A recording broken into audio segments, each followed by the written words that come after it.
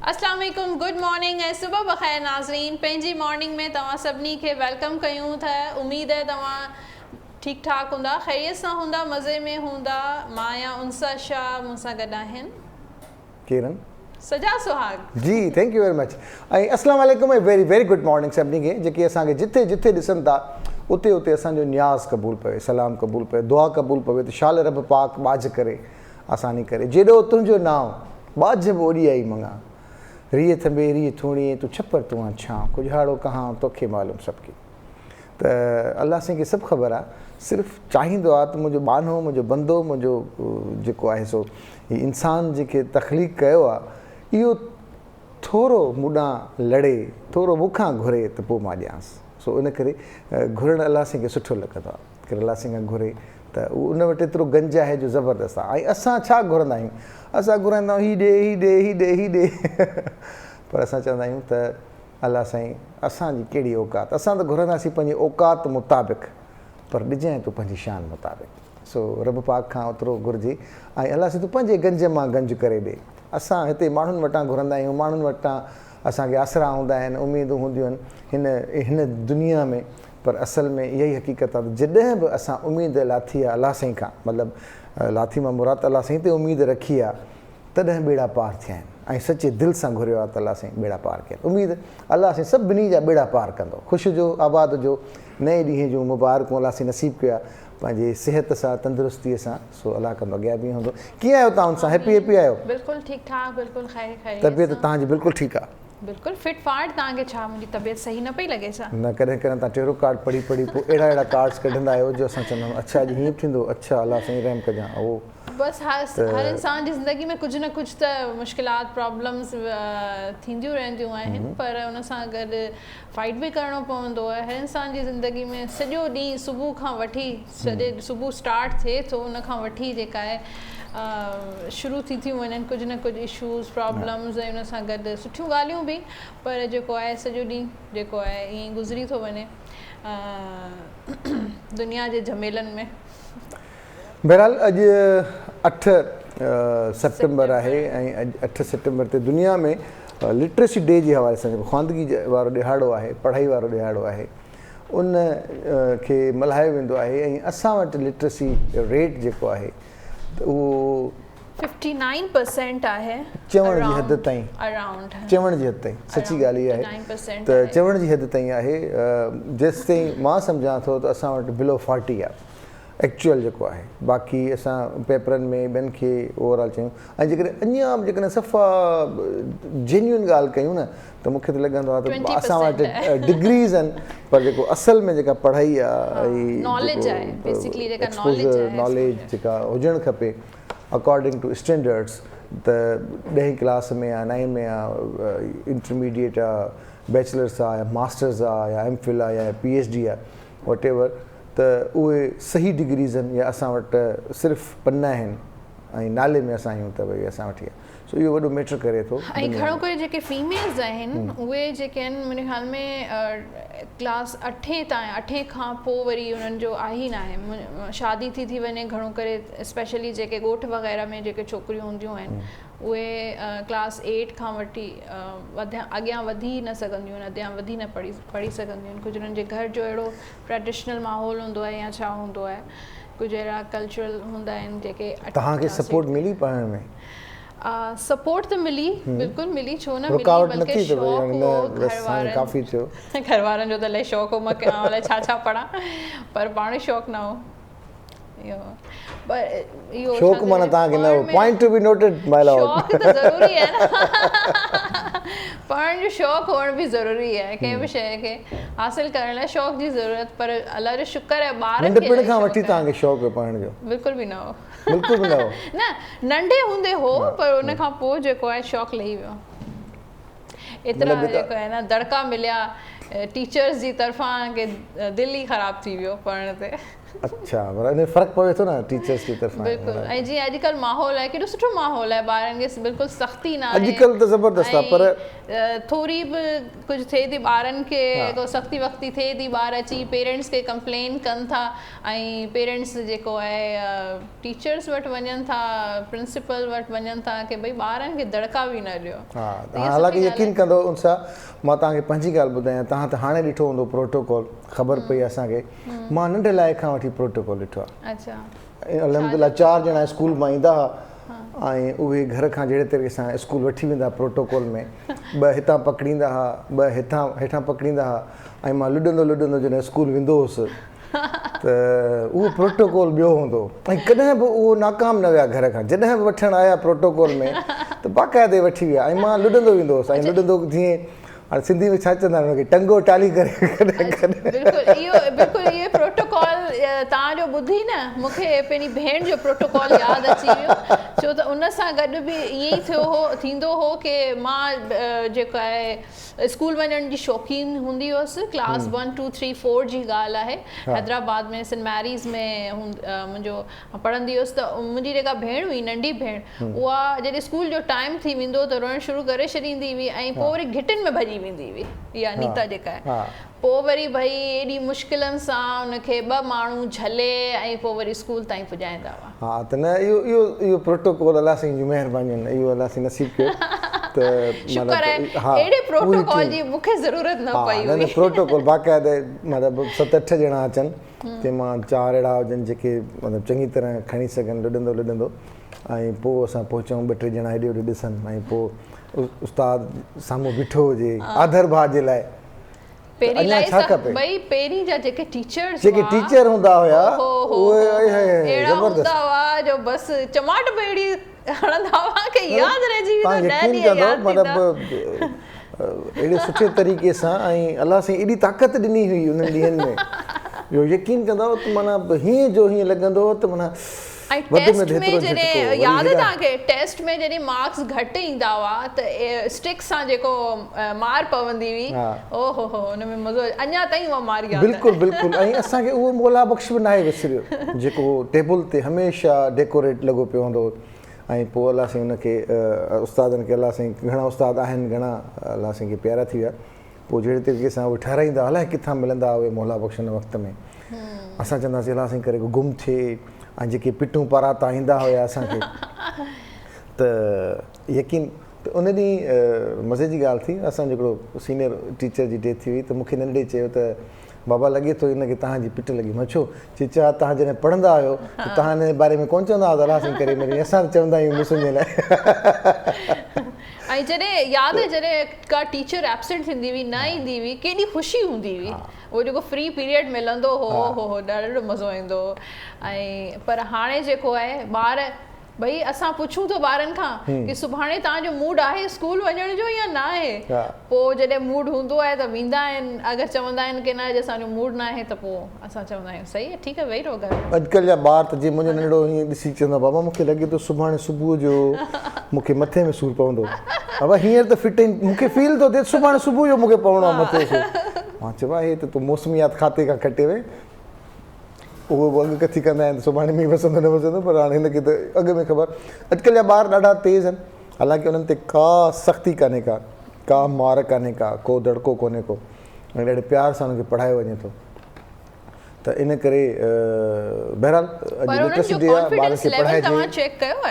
अॼुकल्ह जे ॿारनि जो उहो कॉन्फिडेंस शायदि असां में न हो हिन एज में उन रीज़न गैजेट्स आहे ऐं जेके हू ॿार ॾिसनि था ॿुधनि था थोरी आज़ादी हुननि खे ॾिनी आहे उन सां बि ॿारनि जो कॉन्फिडेंस वधियो आहे इंडिपेंडेंट आहिनि ॿार पंहिंजी मर्ज़ी हलाइनि था ठीकु आहे हुनजा कुझु नेगेटिव प्रॉस्पेक्ट्स बि आहिनि पर पॉज़िटिव बि आहिनि हुननि जी पर्सनैलिटी जेका आहे हुननि जी ग्रूमिंग जेका थिए पई उहा इलाही कॉन्फिडेंटली उहो हर शइ जेका आहे उहो हैंडल कनि था शायदि हिन एज में असां उहे तरीक़े सां कोन करे सघिया हुआसीं। टेरो कार्ड ॾे अचूं त अॼु ॾींहुं कीअं गुज़रंदो पढ़ंदासीं न पढ़ंदासीं ऐं हुन सां गॾोगॾु असां वीडियो लिंक ते बि पोइ कोशिशि आहे त हींअर असां ॻंढिजूं या वरी थोरी देरि खां पोइ लिटरेसी जे हवाले सां ॻाल्हाईंदासीं। तव्हां पंहिंजे स्कूल जे बारे में तव्हांजे स्कूल बि आहे दादू में हा न अल्हम्दुलिल्लाह असां कोई गुज़िरियल 23 सालनि खां 24 सालनि खां हुते आहे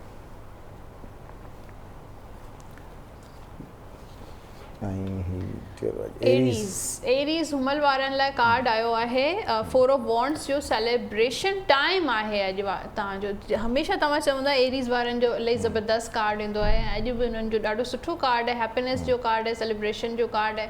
सुठो टाइम तव्हांजो गुज़रंदो अॼु जो ॾींहुं हैप्पीनेस में, ख़ुशियुनि में, दोस्तनि सां गॾु स्पेशली सोशलाइज़िंग कंदे मूंखे ॾिसण में पिया अचो दोस्तनि सां।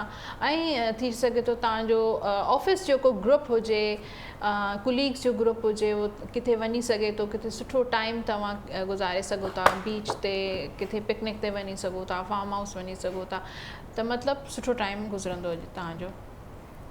वाह वाह। टॉरस वारनि जो कार्ड आहे 4 ऑफ सोर्ड्स जो। त अॼु सिहत जो ख़्यालु रखिजो टॉरस वारा। मूंखे सिहत तव्हांजी सही न पई लॻे, स्पेशली तव्हां इलाही सोचंदा, ओवर थिंकिंग कंदा इलाही पिया ॾिसण में पिया अचो। ऐं जॾहिं माण्हू ओवर थिंकिंग कंदो आहे त उहो नेगेटिव थॉट्स में कन्वर्ट थी वेंदियूं आहिनि थॉट्स। त तव्हां ओवर थिंकिंग बि ॾिसण में पई अचे। हुन सां गॾु गॾु कुझु कम तव्हांजा अॼु जेके आहिनि वक़्त ते न थींदा वक़्तु, ऐं थी सघे थो अॼु सभु मामला तव्हांजा स्टक रहनि।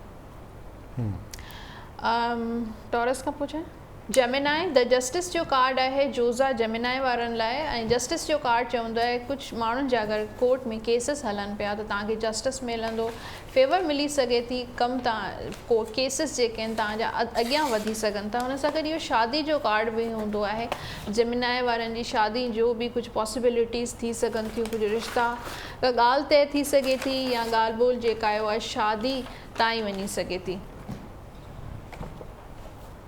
जेमिनाई खां पोइ आहे कैंसर 6 ऑफ कप्स जो कार्ड आहे ब्लास्ट फ्रॉम द पास्ट जो कार्ड हूंदो आहे। पुराणियूं ॻाल्हियूं, पुराणो टाइम अगरि तव्हांजो दोस्तनि सां गुज़रियो आहे ऐं उन्हनि सां तव्हांजो हाणे कॉन्टेक्ट न थियो आहे त तव्हांजो वरी कॉन्टेक्ट थी सघे थो दोस्तनि सां गॾु।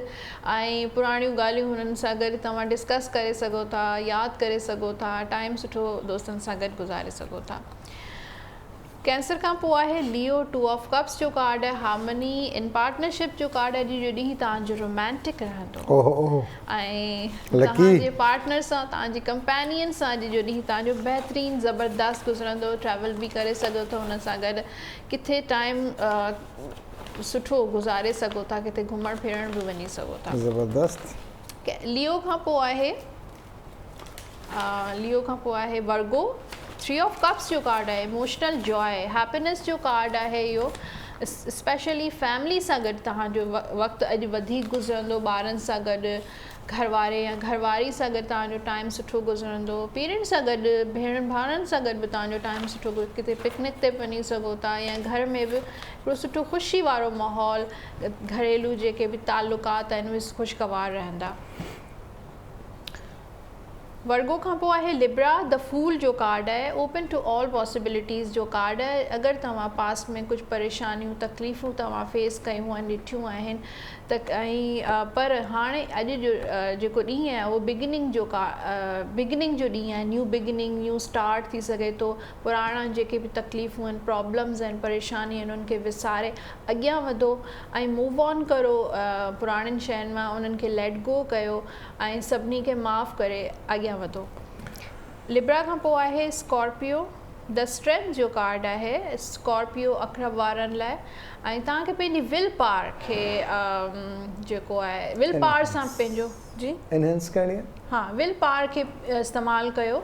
अगरि कुझु शयुनि में तव्हांजी रुकावटूं अचनि थियूं, कंहिंसां अगरि तव्हांजो झगड़ो थो थी वञे, कॉन्फ्लिक्ट्स थियनि था, को बि इशूज़ थियनि था, या तव्हांजे कम में रुकावटूं बि अचनि थियूं, त तव्हांखे पंहिंजो विल पावर खे इस्तेमालु करे उन्हनि खे कंट्रोल करे ऐं पाण अॻियां वधिणो आहे। पंहिंजी प्रॉब्लम्स जेके आहिनि उहे घटि करणियूं आहिनि। स्कॉर्पियो खां पोइ सेजिटेरियस पेज ऑफ कप्स जो कार्ड आहे सेजिटेरियस वारनि लाइ। गुड न्यूज़ मिलंदी, स्पेशली अगरि तव्हांजा ॿार आहिनि त हुननि ॿारनि सां रिलेटेड का गुड न्यूज़ मिली सघे थी। उन्हनि जी शादी, उन्हनि जी एजुकेशन, का बि गुड न्यूज़ मिली सघे थी। उन सां गॾु जेको आहे या को दोस्त को तव्हांखे मैसेज करे सघे थो, को पुराणो दोस्त, को बि अहिड़ो दोस्त जंहिंसां तव्हांजो कॉन्टेक्ट न रहियो आहे काफ़ी अरसे सां, उहो तव्हांखे मैसेज बि करे सघे थो।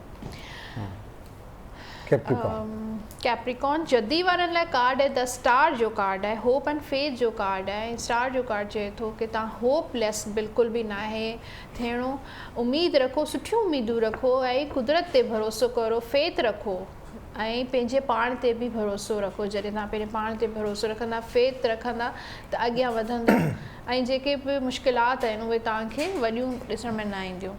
कैप्रिकॉर्न खां पोइ आहे एक्वेरियस, एस ऑफ पेंटिकल्स जो कार्ड आहे एक्वेरियस दिलव वारनि लाइ, ऐं इहो कार्ड स्टार्ट न्यू बिगिनिंग जो कार्ड हूंदो आहे। अगरि तव्हांजो को प्लान आहे बिज़नेस स्टार्ट करण जो, अॼु जो ॾींहुं तव्हां स्टार्ट करे सघो था, सिर्फ़ु प्लान कयो था, अॼु जो ॾींहुं एक्शन वठण जो टाइम आहे। ऐं हुन सां गॾु का न का बिज़नेस डील तव्हांजी अॼु थी सघे थी, किथां पैसा बि अची सघनि था, किथे पैसा अगरि तव्हांजा फाथल आहिनि त तव्हांजो रिकवर थी सघनि था। जिन पैसा आहिनि उन्हनि कॉल कयो, मिंट मेड़ कयो, पंहिंजा पैसा वापसि करण जे लाइ केतिरी जुस्तजू करणी पवंदी आहे, U never know. The chariot जो कार्ड आहे पाइसिस हूत वारनि लाइ। द चैरिट चए थो कि स्ट्रगल जो ॾींहुं आहे, टफ ॾींहुं आहे, बिज़ी ॾींहुं रहंदो ऐं मूड स्विंग्स बि तव्हांजा थींदा। अॼु जो ॾींहुं तव्हांजो अप्स एंड डाउन्स बि रहंदा, कॾहिं थी सघे त कुझु सुठियूं ॻाल्हियूं, ख़राबु ॻाल्हियूं सभु मिक्स हलंदियूं। ऐं हिन सां गॾु विक्ट्री जो कार्ड बि आहे, सक्सेस जो कार्ड बि आहे। जे कम में हथ विझंदा तव्हांखे सक्सेस ज़रूरु मिलंदी, पर स्ट्रगल ज़रूरी आहे, महिनत ज़रूरी आहे, कोशिशि ज़रूरी आहे। इंशाअल्लाह इंशाअल्लाह इंशाअल्लाह माशाअल्लाह। ज़बरदस्त, ॾाढो ज़बरदस्त, बहितरीनु। ऐं कार्ड्स यकीनन करण वारी ज़ात रब जी आहिनि, पर हुन सां गॾोगॾु ही जेके इशारा आहिनि ऐं जेके हवाला आहिनि उनखे थोरो ज़हन में रखी करे गाइडेंस आहे, गाइडेंस ॾींदा आहिनि। तव्हांजा जेके प्लैनेट्स हूंदा आहिनि या स्टार्स हूंदा आहिनि, ज़ोडिएक साइंस हूंदा आहिनि, उहे तव्हांखे गाइड कंदा आहिनि कि तव्हां पंहिंजी लाइफ खे एटलीस्ट तव्हां कीअं पॉज़िटिव ठाहे सघो था। ऐं कोशिशि ज़रूरी आहे, बिल्कुलु कोशिशि ज़रूरी आहे। सुठा माण्हू ज़िंदगी में हुजणु ॾाढो ज़रूरी आहे। असां अक्सर पुराणी मिसाल आहे, पुराणी, man is known by the company he keeps. पंहिंजे दोस्तनि मां ॼातो सुञातो वञे थो, दोस्तनि जे रेफरेंस सां। त अहिड़नि माण्हुनि सां तालुक़ु जुड़े जेके सुठा हुजनि, जेके बहितर हुजनि, जंहिंजी सोच सुठी हुजे, जेके अॻियां वठी हलनि। चवंदा न कंहिं माण्हू खे अगरि सुञाणो आहे त हुननि जे दोस्तनि सां हुनजी ख़बर पवंदी आहे कि हुनजा दोस्त कीअं आहिनि। त यकीनन दोस्त सुठा हूंदा त असांजो तारुफ़ असांजा दोस्त थियनि था, किथे बि महफ़िलुनि में, ज़िक्र में, फ़िक्र में, हवालनि में, त उहे दोस्त सुठा हुजनि त बहितर आहे बनिस्बत उन्हनि जे जेके पाण ई क्रिटिसाइज़ कनि ऐं सिर्फ़ु नेगेटिविटी हुजे ऐं गॉसिप कंदा रहनि, सिर्फ़ु ग़ीबत कंदा रहनि, ॿियनि जूं बुरायूं कंदा रहनि, गिलाऊं कंदा रहनि, अॻियां वधण जी ॻाल्हि न कनि। त उहे बसि पोइ उन्हनि खां पाण खे थोरो किनारा कशी कजे ऐं थोरो अॻियां वधिजे। ज़िंदगी में खोड़ शयूं आहिनि ऐं किथे रुकिजी न वञिजे। सुठा माण्हू जिथे मिलनि वञी करे मिलिजे, वञी करे उन्हनि खे दोस्त ठाहिजे। उन में इहो इंतज़ारु न कजे त हू पाण उते अप्रोच करे। सुठा माण्हू, सुठी सोच, सुठा ॻाल्हाइण वारा, ऐं उनजे ॻाल्हाइण में, उनजे वेहण में का शइ मिले थी त उन पाण ई वधिजे। ऐं प्लीज़ अगरि तव्हांजो को अहिड़ो ग्रुप आहे, जीअं असांजो कुझु अहिड़ो ग्रुप असांजो जेको कोन्हे चुड़ैल वारो ग्रुप जेको आहे, उन में हाणे अहिड़ो थी वियो आहे कि रुगो गॉसिपिंग हले थी या कुझु अहिड़ा मुंहिंजूं दोस्तूं आहिनि, नालो न ऑब्वियसली मां वठंदसि, उहो मूंखे फ़ोन कॉल वठी जेको आहे मूंखे फ़ोन कंदा आहिनि ऐं पोइ वरी उहो मूंखे ज़हनी तौर ते एतिरो डिस्टर्ब करे छॾींदा आहिनि, ॿियनि जूं रुगो गिलाऊं करे। हूंदो आहे न, माइंड में इलाही आदत हूंदी आहे, फलाणी हीअं थी करे, फलाणी हीअं थी करे, फलाणी में हीअ आहे। भई पंहिंजे पाण खे बि इंसानु ॾिसंदो आहे, पंहिंजे पाण जी बि जेको आहे इस्लाह कंदो आहे, बजाए कि ॿियनि खे क्रिटिसाइज़ करे कि फलाणी में। हर इंसान में कुझु न कुझु कमी पेशी त हूंदी आहे, पर उहो बि चवंदा आहिनि excess of anything is bad. घणाई जेका आहे सा सुठी न आहे, इन करे मुतदिल रहिजे ऐं थोरो डिस्टेंस बि ज़रूरी आहे। इहे शयूं जेके आहिनि न उहे स्ट्रेस थियूं ॾियनि माण्हू ज़िंदगी में। उहो ई अॼुकल्ह जेका लाइफ आहे उहा ॾाढी ज़बरदस्त आहे। तव्हांजा कपिड़ा अॼु ॾाढा ज़बरदस्त आहिनि, जीअं स्ट्रगल आहे, लाइफ आहे, तीअं कपिड़नि जो वॾो दारोमदार रहे थो शख़्सियतुनि ते। ब्लैक कलर जो ड्रेस पातो आहे, ज़बरदस्त। अॼु कहिड़ो ब्रांड आहे तव्हां वटि? मुंहिंजी जेका डिज़ाइनर उहा इरम जमाल आहे, ऐं जेका ब्रांडस्टर स्ट्रीट वारनि जे आउटलेट ते हिननि जा आउटफिट्स हूंदा आहिनि, डॉलमेन मॉल्स में, क्लिफ्टन में हिननि जो आहे आउटलेट आहे। ऐं तव्हांजो जेको आहे डिज़ाइनर उहा आहे एनएम नाज़िया मेमण, ऐं जेकी असां डॉक्टर नाज़िया छॾींदा आहियूं, जेका असांजी न्यूज़ कास्टर हुई, हुन ज़बरदस्त ब्रांड आहे अॼुकल्ह। उहा जिथे किथे छायल आहे, हुनजा एग्ज़िबिशन्स, हुनजा कपिड़ा जिथे किथे असांखे नज़र अचनि पिया, दैट्स वेरी गुड। ऐं असांजी हीअ जेको मूंखे जे वार्ड मतिलबु हीअ कपिड़ा पातल आहिनि, सी हिन डॉक्टर नाज़िया मेमण जो ब्रांड आहे एनएम जे नाले सां। इंस्टाग्राम ते डॉक्टर नाज़िया खे इन्हनि खे सर्च करे सघिजे थो, फेसबुक ते करे सघनि था, ट्विटर ते करे सघनि था। त बहरहाल डॉक्टर नाज़िया मेमन असां thank you so much. Thank you so much. ऐं सपोर्ट बि असांखे करणु खपे। ॾाढो ज़बरदस्तु हुनजो स्टफ आहे, बहितरीनु, वेरी मच रिलैक्सिंग ऐं सुठो आहे, सोबर आहे, डिसेंट आहे। त इन करे आई लाइक दैट। अॼु मूंसां सुबुह जो सीन थी वियो कि मूंखे कपिड़ा ॿियो कुझु पाइणो हो, को ॿिए डिज़ाइनर जो आउटफिट मूंखे वेयर करिणो हुयो, पर छा थियो कि उनजो सुबुह जो जॾहिं मां शर्ट मथे कयमि त कुझु जेके हुनजो नेक एतिरो घटि हूंदो आहे, उनजो बटन टुटी पियो। तो माण्हू प्रेस व्रेस कंदो की हूंदो न, किथे वञिणो हूंदो आहे, ऑफिस में वञिणो आहे, कंहिं मीटिंग में वञिणो आहे, कंहिं शादी में, कंहिं इवेंट में वञिणो हूंदो आहे, या अचानक को सीन थी वञे ड्रेस सां। एजुकेशन डिपार्टमेंट में जेके उस्तादनि जूं भर्तियूं थियणियूं आहिनि, उन जी टेस्ट शुरू थियणी आहे 13 सितंबर खां मुख़्तलिफ़ शहरनि में। त उहो अॼु इश्तिहार अची चुको आहे पंहिंजी अख़बार में। जंहिं अप्लाई कयो आहे PhD जे लाइ, GEST जे लाइ, त JEST जे लाइ, त उहे अॼु पंहिंजी अख़बार ज़रूरु ख़रीद करे हिन में ॾिसनि त छा स्केड्यूल आहे, कहिड़ा सेंटर्स आहिनि, किथे किथे आहिनि, छा डेट्स आहिनि। हैदराबाद जी कहिड़ी तारीख़ ते टेस्ट आहे, शहीद बेनज़ीराबाद जी कहिड़े हंधि आहे, मिरपुर ख़ासि में कॾहिं थींदो, लाड़काणे में कॾहिं टेस्ट थींदी, सखर में, कराचीअ में। त इहे ज़रूरु ॼाणण जी कोशिशि कनि त उन जा जेके बि अप्लाई थियल हुयो टीचिंग जे लाइ, जंहिं अप्लाई कयो ऐं उनखे जेकॾहिं ख़बर न आहे हींअर ताईं, त हींअर उनखे ॿुधायूं त फ़ौरन पंहिंजी स्लिप डाउनलोड करणी आहे ऐं उन खां पोइ हिन इम्तिहान में वेहणो आहे। सो उन जा छा शर्त शरूत हूंदा उनखे ॼाणण जी ज़रूरत आहे, त कहिड़ियूं शयूं खणी वञणियूं आहिनि, कहिड़ियूं न आहिनि खणी वञणियूं। So Allah hope for the best, all wish all the best. जी ज़बरदस्त। तव्हां बि स्कूल जे बारे में ॿुधायो, जेको तव्हांजो स्कूल दादू में आहे, उन में छा मतिलबु ॿार फ्री स्कूल आहे, फ्री ऑफ कॉस्ट आहे, मूं ॿुधो आहे? न, असांजो स्कूल दादू में आहे, सभिनी खे ख़बर आहे, गुज़िरियल 24 सालनि खां जीअं प्राइवेट स्कूल थियनि था, पर असांजा कुझु पोर्शन्स अहिड़ा आहिनि जेके असां फ्री ऑफ कॉस्ट कंदा आहियूं पंहिंजी ज़िम्मेवारी महसूसु। जीअं मोर देन 100 स्टूडेंट्स असां वटि फ्री ऑफ कॉस्ट पढ़नि था।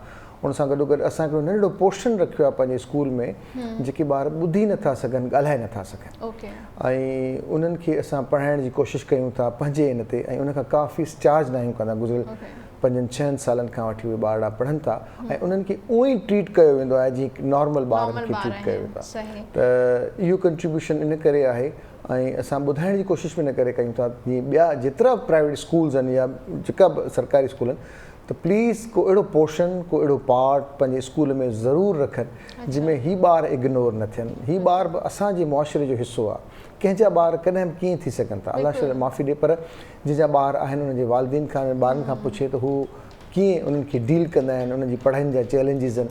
त अॻी तालीम महांगी आहे, वरी हिननि ॿारनि जे लाइ माण्हू परेशान आहे, त हिननि ॿारनि खे ओन करिणो आहे असां सभिनी खे। त इन करे पंहिंजे हिसे जो कमु ज़रूरु कजे। ऐं बिल्कुलु एजुकेशन हिननि ॿारनि लाइ बि इलाही ज़रूरी आहे, चाहे नॉर्मल हुजनि या स्पेशल चाइल्ड हुजे, सभिनी खे एजुकेशन जी ज़रूरत आहे, छो त हुननि खे स्पेशली इंडिपेंडेंट हुअण जी इलाही ज़रूरत हूंदी आहे, न त पेरेंट्स बि सफ़र कंदा आहिनि ऐं ॿार बि सफ़र करे थो। ऐं सची ॿुधायां, हुन सां मां जॾहिं बि मुंहिंजो वञणु थियो आहे वर्किंग डेज़ ते, पंहिंजे दादू वञणु थियो आहे, जॾहिं स्कूल खुलियल हुजनि या छा, त मां भले कंहिं बि क्लास जो विज़िट कयां न कयां, पर मुंहिंजी कोशिशि हूंदी आहे ऐं हिननि ॿारनि सां ज़रूरु मिलां। हिननि जो क्लास आहे, एॾा डिसिप्लिन हूंदा आहिनि, ऐं हिकु त ख़ामोशी हूंदी आहे छाकाणि त वीचारा ॻाल्हाए न सघंदा आहिनि, पर उन्हनि जा इशारा, उन्हनि जी एक्साइटमेंट ऐं हुननि जा जेके जेस्चर्स आउं ॾिसंदो आहियां, चहिरे जा तासुरात मूंखे ॾिसण सां या मुंहिंजे वञण सां पोइ मां उन्हनि सां उन्हनि जे इशारनि सां ॻाल्हियूं कंदसि, या उन्हनि जी टीचर खां पुछी करे उहे इशारा करण जी कोशिशि कंदसि, ऐं उन्हनि जी टीचर खां पुछी करे ॿुधंदसि त मां हिननि सां हीअ ॻाल्हि करणु चाहियां थो, या हिननि खे ॿुधायो त मुंहिंजे दिलि में हिननि जे लाइ छा आहे, या हीअ ॻाल्हि या हीअ जोक या हीअ ॻाल्हि वॉट एवर। पोइ जॾहिं उन्हनि खे उन्हनि जी ॿोलीअ में सम्झाईंदी आहे त मूंखे एॾो सुठो लॻंदो आहे। अच्छा, पहिरियां मूंखे ख़बर न हूंदी हुई, सच ॿुधायां त मां अगरि असां कंहिंखे एप्रिशिएट कंदा आहियूं त असां इशारो कंदा आहियूं ताड़ी जो, हू ताड़ी जो इशारो त सम्झंदा आहिनि, पर हुननि जी ॿोली में ताड़ी जो इशारो ख़बर अथव कीअं आहे, हुन इशारे में हीअं आहे। अच्छा, हा, हीअं कंदा त माना। त तव्हां स्पेशल टीचर्स बि हिननि जी एजुकेशन लाइ रखिया आहिनि कुझु अहिड़ा जीअं सम्झी सघनि? जी, जेके हिननि जी इहा जेका साइन लैंग्वेज आहे उहा सम्झी सघनि ऐं हिननि खे कम्यूनिकेट करे सघनि, हिननि जी ॿोली असां ताईं, असांजी ॿोली हिननि ताईं, ऐं मुख़्तलिफ़ शयूं लिखण में, पढ़ण में उहे सही तरीक़े सां उहे पढ़ी सघनि। मुआशरे जो हिस्सो आहिनि, असां उनखे छो अलॻि कयूं? ऐं सॉरी टू से असांजा ॿिया अहिड़ा इदारा जेके वॾा वॾा इदारा आहिनि उहे केतिरी फीस चार्ज कनि था, या गवर्नमेंट जा जेके इदारा आहिनि उहे उनखे कहिड़े तरीक़े सां डील कनि था, त उहो हिकिड़ो अलॻि चैप्टर आहे डिस्कस करण जे हवाले सां। पर तव्हांजी ॻाल्हि वांगुरु त असां छा कयूं पिया, असां उहो त चई सघूं था, उहो त ॿुधाए सघूं था। सो इन करे जेके माण्हू अफोर्ड करे सघनि था उहे ज़रूरु पंहिंजे हिसे जो ज़रूरु कमु कनि। जीअं स्पेशली ॻोठनि में कुझु वेल ऑफ माण्हू आहिनि ऐं उहे करे सघनि था, त उहे स्कूल्स जहिड़ा इंस्टीट्यूट ज़रूरु पंहिंजे इलाइक़े में खोलनि, ताकी जेके ॿार जेके अफोर्ड नथा करे सघनि, जेके पेरेंट्स अफोर्ड नथा करे सघनि फीस या छा, त उन्हनि खे बि प्रॉपर एजुकेशन मिले, ताकी असांजे मुल्क जी जेका लिटरेसी रेट एतिरो घटि आहे उहो थोरो वधी सघे। ऐं सदका जारी आहे, तव्हां कंहिं सां बि भलाई कयो था न त अॻियां हली करे उहा मोटी ज़रूरु अचे थी। ऐं लाज़मी न आहे त सिर्फ़ु कमर्शियल असांजे ज़हन में हुजे त यार हीउ कमु कंदासीं त असांखे हीउ फ़ाइदो थींदो। कॾहिं कॾहिं माण्हू दिलि सां दिलि जे लाइ कमु करे, पंहिंजे हिसे जो कमु ॻंढे, किथे नलको हणाए छॾियो, किथे वण पोखे छॾियो, कंहिंजी तालीम जा अख़राजात बर्दाश्त कया, उहे त थियनि पिया था न ख़र्च, कंहिंजी दावतुनि ते, कंहिंजे ॿियनि शॉपिंगुनि ते, किथे ॾंड में, किथे ॾोह में, किथे नुक़सान में, किथे सिहत में। त जेकॾहिं माण्हू ख़ैर ॾांहुं पंहिंजो वंड कढे थो न, त यकीन कयो ॿियनि कमनि खां माण्हू बची थो वञे, ॿियनि नुक़सानात खां माण्हू बची थो वञे। त इन करे ज़रूरु पंहिंजे हिसे जो कमु करणु खपे सभिनी खे। बिल्कुलु। ईअं कोविड जो जेको पोएं साल खां कहिड़ो इफेक्ट थियो आहे एजुकेशन ते, स्पेशली सिंध जी एजुकेशन हूअं ई काफ़ी पोइते आहे। वरी कोविड जी वजह सां तक़रीबन 1.5 साल थी वियो आहे, असांजी एजुकेशन सिस्टम ते एतिरो ख़राबु इम्पैक्ट पियो आहे, त इन खे रिकवर करण में केतिरो टाइम लॻंदो ऐं ॿार केतिरा सफ़र पिया कनि। गवर्नमेंट त ऑब्वियसली पंहिंजी तरफ़ां जेके बि उन्हनि जी प्रोटेक्शन लाइ करे पई, पर ॿार ऐं स्ट्रेस लेवल ॿारनि जो, पेरेंट्स जो केतिरो वधे पियो। असां एज़ अ पेरेंट असां ॾिसूं पिया की असां पंहिंजे ॿारनि जी हिकिड़ो हूंदो आहे न, जेको बि असां कयूं एजुकेशन ॿारनि जी सही हुअणु घुरिजे, त उहा इलाही इफेक्ट पई थिए। त ऑब्वियसली असां सां लाइन ते आहिनि। हेलो, अस्सलाम वालेकुम। वालेकुम सलाम। कहिड़ो हाल आहे जावेद? ठीकु आहियो तव्हां? ख़ैर सां हीउ जावेद आहे, जावेद सुहाग, जेको स्पेशल स्कूल दादू में हिनखे रन करे थो। जावेद, तव्हां स्कूल जे बारे में ॿुधायो, स्पेशल ॿारनि जे लाइ ॿुधायो, ऐं ॿार असांखे ॾेखारियो बि, तव्हां हुनखे कीअं डील कंदा आहियो, कीअं पढ़ाईंदा आहियो, छा महसूसु कंदा आहियो हुननि सां? बिस्मिल्लाहिर्रहमानिर्रहीम। सभ खां पहिरियों त आउं तव्हांजो टाइम न्यूज़ जो शुक्रगुज़ार आहियां जंहिं असांखे कवरेज ॾिनी। ही स्कूल असांजो जेको सूफ़ीज़ स्पेशल स्कूल आहे, इहो अलहमदिल्ला दादू में कई सालनि खां हले पियो ऐं फ्री हले पियो। असांजी ज़िम्मेवारी आहे त असांजा जेके स्पेशल ॿार आहिनि इहे असांजे मुआशिरे जो हिसो आहिनि, ऐं असां इन हिसे खे पंहिंजे पाण खां कुझु ॾियूं ताकी मुआशिरे जा यूज़फुल थी वञनि। सो उन लाइ असां वटि जेको स्टाफ आहे ॾाढो पढ़ियल लिखियल आहे ऐं ट्रेंड आहे। क्रिश्चन्स टीचर्स आहिनि असां वटि जेके हिननि खे पढ़ाइनि पियूं थियूं, ऐं तक़रीबन असां वटि हींअर मौजूदा जेका स्ट्रेंथ आहे उहा 25 ॿार आहिनि जेके दादूअ जे बसकिरदाईअ खां, दादू जे शहर खां रोज़ ईंदा आहिनि ऐं पंहिंजी तालीम हासिलु करे पोइ वरी पंहिंजे पंहिंजे घरनि ॾांहुं वञनि पिया। सही आहे। तव्हां असांखे ॿार ॾेखारींदव या टीचर उहे कीअं महसूसु कंदा आहिनि इन असांजे स्कूल में, हू पंहिंजी स्लैंग लैंग्वेज में ॿुधाइनि? जी हा। तव्हांखे वीडियो अचे पई मुंहिंजो? जी जी जी जी, तव्हांजो आवाज़ ऐं तव्हांजी वीडियो बिल्कुलु क्लियर आहे। ऐं ही कहिड़ी क्लास ताईं आहे स्कूल? क्लास 1 खां स्टार्ट? ही आहे क्लास 1 क्लास खां मैट्रिक ताईं। अच्छा। हींअर मैट्रिक जी असांजी छोकिरी हींअर पास आउट करे चुकी आहे। ज़बरदस्त। हींअर मुख़्तलिफ़ क्लासिस जा ॿार आहिनि जंहिंखे असां क्लास खां हींअर वठी आया आहियूं। हिकु क्लास टीचर आहे उन्हनि जी। तव्हां थोरो पंहिंजो फ्रेम कजो हेठि ॿारनि ते, तव्हां मोबाइल थोरो सेट कजो, ॿार ॾेखारिजो चङी तरह असांखे। जी सभु वेव कनि पिया ॿार ऐं ॾाढो ज़बरदस्त। पोइ हिन जी ॿोली तव्हां कीअं सम्झी सघंदा आहियो? असांखे टीचर सां ॻाल्हायो जेकॾहिं टीचर मौजूदु आहे। मिस रिब्का हंस साहिबा आहे जेका हिननि खे टीच करे पई, इन्हनि सां पाण ॻाल्हाईंदा। वालेकुम सलाम। मिस, कैसे पढ़ाती हैं आप इनको? जी हम इनको साइन लैंग्वेज में पढ़ाते हैं, इशारों के साथ। जी। तो हर सब्जेक्ट इनको इशारों में पढ़ाया जाता है। आप बैकग्राउंड में ज़रा बच्चों को भी रखें और उनसे भी हमें अपनी साइन लैंग्वेज में ज़रा पूछ के बताएं कि उनको कितना मज़ा आता है इस स्कूल में और ख़ुद को क्या फील करते हैं यहाँ पे, अपनी ज़बान में बताएं वो बच्चे। सही। आप सबको यहाँ पे स्कूल में आके कितना मज़ा आता है? ये कह रहे हैं हमें बहुत मज़ा आता है। यहाँ हमारे पास मुख्तलिफ क्लासेस हैं। फिलहाल इस वक्त हमारे पास क्लास 1 से क्लास 7 तक सब स्टूडेंट मौजूद हैं। अच्छा, किसी एक बच्चे को आप ज़रा बुला के उससे बात करवाएं और अपनी लैंग्वेज में, ताकि जो अभी इनको इनकी देख रहे हैं, जो बच्चे बोल या सुन नहीं सकते, वो इनको ज़रा अपनी ज़बान में समझने की कोशिश करें। जी ठीक है।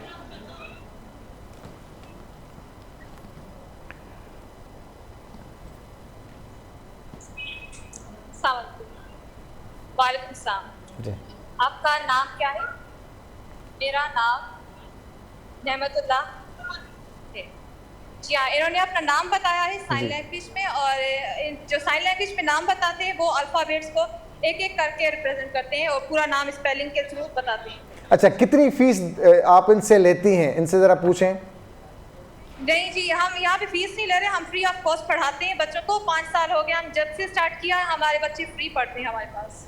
भले वो किसी भी फैमिली से ताल्लुक़ रखते हों, किसी भी जगह से ताल्लुक़ रखते हों, क्या किसी भी फैमिली से, किसी मजहब से ताल्लुक़ रखते हो, ये सब बच्चे फ्री हैं। और हमारे पास यहाँ पे 25-25 किलोमीटर दूर से ये बच्चे भी आते हैं। और ये दादू में पहला ऐसा स्कूल है जो स्पेशल स्कूल है और प्राइवेट है, और इनको फ्री एजुकेशन और एक क्लास में कितने बच्चे हैं? जी हाँ, हमारे पास क्लास 1 में 7 बच्चे हैं, और क्लास 2 में 2 बच्चे हैं, और क्लास 3 में 5 बच्चे हैं। इस तरह से मेजॉरिटी है, किसी में 5 है, किसी में 4 है, किसी में 3 है, इस तरह से है। क्योंकि ये बच्चे जो है ना, कुछ पेरेंट्स ऐसे हैं उनको यकीन नहीं आता कि हम फ्री एजुकेट कर रहे हैं या फिर वो बच्चे महफूज है। तो अभी ये मुश्किल से, मतलब ये वक्त ये बातें आगे जा रही हैं और लोगों को पता चलता है, तो वो जैसे पता चल रहा है वो लोग यहाँ पे हमारे बच्चों स्कूल में एडमिट करवा रहे हैं अपने बच्चों को। चलें, थैंक यू वेरी मच। इस चीज़ को मज़ीद हम आगे बढ़ाएंगे। थैंक यू वेरी मच रिबका।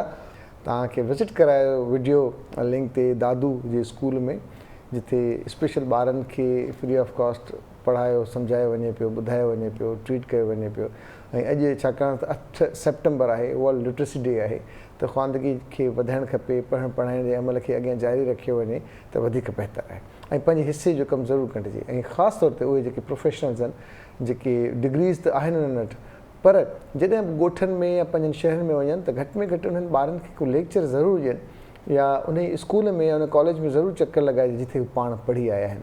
त उते ॿुधाइणु खपे त छा अॻियां मुश्किलातूं आहिनि, आसानियूं आहिनि, कहिड़ा डिपार्टमेंट्स आहिनि जिथे बहितरी थी सघे थी। ईअं ई असां पंहिंजे लिटरेसी खे बहितर करे सघूं था। ब्रेक खां पोइ महिमान असां सां गॾु मौजूदु आहिनि, जंहिंसां कचहरी कंदासीं। अॼु ॾाढा असां वटि मल्टी महिमान आहिनि ऐं मल्टी टैलेंटेड आहिनि, ऐं हर महिमान वटि मुख़्तलिफ़ क्वालिटीज़ आहिनि, ऐं यकीनन इल्मु आहे, हर कंहिंजो पंहिंजो पंहिंजो शोबो आहे, ऐं उन में महारत हर कंहिं माण्हू जी पंहिंजी पंहिंजी थिए थी। त अॼु असां वटि जेके महिमान आहिनि, नंढो हिकिड़ो स्टूडेंट बि आहे जेको ॾाढो ज़बरदस्त सिंगर आहे, हिकिड़ा असांजा उहे दोस्त आहिनि जेके हिकमत सां तालुक़ु रखनि था। उनजे हिकिड़ो 4 फादर्स खां वठी इहो सिलसिलो हलंदो थो अचे त कीअं ही हिकमत आहे जेके असां हकीम छॾींदा आहियूं, त उहा जेका तिबी हिकमत आहे उहो कीअं बहितर हुजणु खपे, छा करणु खपे। उन सां गॾु गॾु असां सां गॾु डिज़ाइनर बि आहे, ज्वेलरी डिज़ाइनर आहे, फैशन डिज़ाइनर बि आहे, योगा इंस्ट्रक्टर बि आहे। योगा इंस्ट्रक्टर बि आहिनि, त उन्हनि जो तारीफ़ ऐं सभु शयूं पाण सां कचहरी कंदासीं। असां गॾु मौजूदु आहिनि नंढा नौजवान सिंगर आहिनि, मोहम्मद मुत्तमिद। वेलकम कहते हैं आपको। ठीक है आप? हैप्पी? बिल्कुल ठीक। हैप्पी। क्या बात है, हैप्पी। स्कूल से छुट्टी लेकर आए या नहीं है? आजकल ऑनलाइन क्लासेस भी है ना, तो इसी वजह से 50% आज 50% कल, तो इसी वजह से आज। नहीं, ऑनलाइन क्लास नहीं है, फिजिकल क्लास है, मगर जो है वो कुछ प्रॉब्लम हो गई थी, इसलिए जो है वो स्कूल अभी बंद है और आज का पेपर भी कैंसिल हो गया। चलें, बहुत खुशी की बात है ये तो, है ना? नहीं। इन सां गॾु गॾु फरा लतीफ़ साहिबा असां गॾु मौजूदु। कैसी फरा, आप ठीक है? बिल्कुल हैप्पी। ठीक, हैप्पी जबरदस्त, माशाल्लाह। आपके शो में आके तो हैप्पी हूँ। हैप्पी होना है, हैप्पी मूड बन गया है। अगर कोई प्रॉब्लम है तो हमारे पास रज़ा भाई बैठे हैं, रज़ा इलाही भाई। रज़ा भाई, अगर कहीं प्रॉब्लम नज़र आए तो फ़ौरन लौंग मुंह में डाल देंगे या कोई इलायची डाल देंगे तो ठीक हो जाएगा बंदा। क्या हाँ, ख्याल है? कोशिश करेंगे कि मर्ज़ की अमराज की नोयत के एतबार से जिस चीज़ की ज़रूरत है सही है, उसको भी शामिल दिया वेलकम कहते हैं हम आपको भी। अच्छा, सबसे पहले तो हम आते हैं रज़ा इलाही भाई से। जी जी। आपसे ये कि कोविड हाँ एक ज़बरदस्त किस्म का हमला सब पर हुआ, जी जी। मुख्तलिफ से टोटके आए, मुख्तलिफ ये चीज़ें खाएँ, जिन को कोविड हुआ उनको अब ये है कि उनको बहुत सारी कमज़ोरी महसूस होती है कि काफ़ी महीने तो हो गए कोविड को गए हुए, हमसे बिछड़े हुए, नेगेटिव आए हुए, लेकिन उठ नहीं सकते, चल नहीं सकते, मतलब सुस्ती है, घर में है तो सो जाएं। आपका क्या कहना है? देखिए जी, दुनिया में जो अभी कोविड के बाद से जो मेडिकल साइंस है उसकी तहकीकात का जो रुख था वो थोड़ा सा जदीद हो गया, बदल गया। मेडिकल साइंस कुछ और तरह से सोचने लगी, और आपको पता है कि एक आलमी लेवल की ये वबा है, मर्ज़ है, वायरस है, तो इस पर बड़ी तहकीक हुई। तहकीक होने के बाद ये पता चला कि जो लोग कोविड से मुतासिर थे या जो लोग कोविड के अंदर जिन लोगों की डेथ हुई उनमें क्या था। जब उनकी स्टडी की गई तो अभी WHO ने एक रिपोर्ट भी जारी की है, शायद आपकी नज़र से भी गुजरी हो। एक तो ये है कि जितनी अमवात हुई है उनमें 80% लोगों में विटामिन डी लो था, यानी इम्यून सिस्टम उनका वीक था। दूसरा जो है कोविड की वजह से कोविड उन लोगों पे ज़्यादा अटैक किया है कोविड ने जिन लोगों का इम्यून सिस्टम पहले से ही कमज़ोर था, यानी कि वो शुगर के पेशेंट थे, ठीक है, यानी कि उनके अंदर कोई हेपेटाइटिस का प्रॉब्लम था, उनके प्लेटलेट्स कम थे। जिनका इम्यून सिस्टम ठीक था वो रिकवर हो गए। तो कोविड जो है वो उससे लड़ना, अभी जो दुनिया में शरह अमवात जो है वो यूँ समझ लें कि वायरस की वजह से नहीं है, शरह अमवात है हमारा इम्यून सिस्टम वीक होने की वजह से, हमारा जो दिफाई निज़ाम है वो कमज़ोर होने की वजह से। तो अब ज़्यादातर जोर इसलिए दिया जाता है, आपने देखा होगा कि विटामिन सी आप लें, है ना, विटामिन सी पे ज़्यादा जोर दिया जा रहा है, अब विटामिन डी पे दिया जा रहा है। पहले ये होता था विटामिन सी जो है आप किन्नू खा लें, माल्टा खा लें, वो क्या कहते हैं जी, नींबू का रस पी लें, विटामिन सी आपका पूरा हो जाएगा। लेकिन अब ये है कि विटामिन सी आपको 200 mg 200 मिलीग्राम पर डे चाहिए। सही। तो सबसे ज़्यादा विटामिन सी किस में होता है? सबसे विटामिन सी, देखिए यहाँ ये एक चीज़ है कि अल्लाह ताला जिस बस्ती में, जिस माहौल में कोई मर्ज़ पैदा करते हैं उसका इलाज भी उसी के मज़ाफ़ात में पैदा करते हैं। तो हमारे यहाँ खुशनसीबी ये है कि जदीद मेडिकली साइंसी तहकीकात के मुताबिक एक मिथ थी जी, किन्नू में, सेब, इसमें लीमू में, इनमें खट्टी चीज़ों में विटामिन सी ज़्यादा पाया जाता है, जो कि अब गलत हो चुकी है। अच्छा। 200 मिलीग्राम पर डे एक बंदे को लाजमन जो है वायरस के खिलाफ जो उसकी बॉडी के लिए ज़रूर रिक्वायर है उसका, वो विटामिन सी 200 mg। और अमरूद में खाने से नहीं हो सकता। एक अमरूद में 228 मिलीग्राम यानी जो है वो विटामिन सी मौजूद है। अगर हम एक अमरूद खाएं तो समझ लें हमारे दिन भर का जो विटामिन सी नेचुरल रेडीमेड जो विटामिन सी हमारी बॉडी पूरी तरह से इंतजाम नहीं करती। तो यानी कि बेस्ट सोर्स जो है वो अमरूद है। अमरूद है, उसके बाद शिमला मिर्च है। अच्छा। हाँ, शिमला मिर्च में तकरीबन 130 मिलीग्राम के करीब जो है वो पाया जाता है। किन्नू या माल्टा वगैरह जो है इनमें विटामिन सी है लेकिन 56-55 mg के करीब है। अच्छा, मैंने अर्ज़ किया कि अब जैसे ये तो बहुत अच्छी बातें की, कमज़ोरी जब महसूस होती है तो ऐसी कौन सी चीज़ें हैं जिनके खाने से या इस्तेमाल करने से आपकी जो जिस्मानी क़ुव्वत है वो बेहतर महसूस हो, कमज़ोरी महसूस ना हो, जहनी खौफ महसूस ना हो? ये सारी चीज़ें एक साथ महसूस होती हैं। देखिए, अगर आपको शुगर नहीं है तो फिर उसमें बेहतरीन चीज़ है कि आप 3-4 दाने खजूर के ले लें, 2-3 अंजीर ले लें और इनको रात भर आप आधे कप पानी में भिगो के रख दें। सुबह इनको जो है आप इसमें थोड़ा सा दूध शामिल करें, अगर कोलेस्ट्रॉल आपका ज़्यादा तो मलाई उतार दें दूध की, और इसी पानी में 1 कप या आधा कप दूध शामिल करके इसको ग्राइंड करके एक तरह का शेक बना के इसको ये सुबह खाली पेट पिए, तो इससे फौरी तौर पे आपकी जो एनर्जी है वो बहाल होगी। वेट तो नहीं वो वेट नहीं बढ़ेगा जी, बिल्कुल इससे वेट नहीं बढ़ेगा। हाँ, जो शुगर पेशेंट है जिनको कोलेस्ट्रॉल का मसला है वो ज़रा रेगुलर इस्तेमाल नहीं करें, 15-20 दिन कर लें, उसके बाद छोड़ दें। दूसरी चीज़ जो कुदरती तौर पे जो हमारे पास है वो शहद है। खालिस अगर शहद मिल जाए तो गनीमत है। कहीं शहद है और कहीं शायद है, तो है ना। अगर शहद मिल जाए तो बड़ी अच्छी चीज़ है। वो 2 चम्मच की मिकदार में सुबह शाम खाएं। जैसे आप कोई मल्टीविटामिन सिरप लेते हैं ना सुबह शाम बीमारी के दौरान, जब देखें एनर्जी फिट होगी छोड़ दिया, इसी तरह शहद का इस्तेमाल करें तो वो भी आपकी एनर्जी को फौरी तौर पे बहाल करेगा। बाज़ लोगों के साथ ये मसला हुआ है कि उन्होंने अभी कोविड-19 में या उसके दीगर जो अमराज होते हैं, ऑटो इम्यून डिजीज़ आजकल बढ़ गई, उसमें वो एंटीबायोटिक का जब इस्तेमाल करते हैं तो उनकी वजह से भी बाल झड़ते हैं, कुछ इस तरह की वीकनेस, कमज़ोरी, चक्कर आना, ऐसी कैफियत पैदा होती हैं। तो उनके लिए भी शहद और खजूर, अंजीर ये बहुत अच्छी है। और आजकल तो सेब मार्केट में बहुत अच्छा आया हुआ है। अच्छा। और सेब जो है वो आप दबा के खाएं जी, उस पर काली मिर्च, काला नमक डाल के मैंने चाट उसका मसाला शेक, डाल दें, चाट चटपटा मसाला हो डाल जाएगा। क्या बात है, मैं प्रोग्राम छोड़ के भी जा रहा हूँ सेब लेने। अच्छा, सेब को और मज़ेदार अगर बनाना है आपने तो उस पर हल्की सी अजवाइन डालें, अजवाइन। हाँ। अच्छा एक नया जायका मिलेगा। क्या बड़ा बात अच्छा, है गज़ब रज़ा होगा। भाई, बस। अच्छा फ़रा, ज्वेलरी डिस्प्ले की हुई है, ड्रेस डिज़ाइनिंग भी करती हैं, योगा इंस्ट्रक्टर भी हैं, तो तीनों को चीज़ों को कैसे लेकर चलती हैं एक साथ? मैनेज करना पड़ता है। ये तो ख़ुद पे डिपेंड करता है ना कि आप किस तरह इसको तीनों चीज़ों को आपने लेके चलना है, कैरी करना है। और मेरी जो ज्वेलरी से रिलेटेड है वो एक्टिविटीज़ ऐसे हैं कि हम जो हमारा जो ऑर्डर होता है, मेक टू ऑर्डर है मेरा। अच्छा। ऑनलाइन बिजनेस है। सही। और तो हमारा जो नया लॉन्च होता है, जो हमारी जो ज्वेलरी हम लॉन्च करते हैं, तो वो फिर माशाल्लाह, बस मैं अपनी ज्वेलरी की ख़ुद तारीफ़ करती हुई अच्छी नहीं लगूंगी, लेकिन ये कि मार्केट में इसकी कॉपी भी नहीं है और ये ओरिजिनल है, गोल्ड प्लेटेड ज्वेलरी है, गारंटेड है।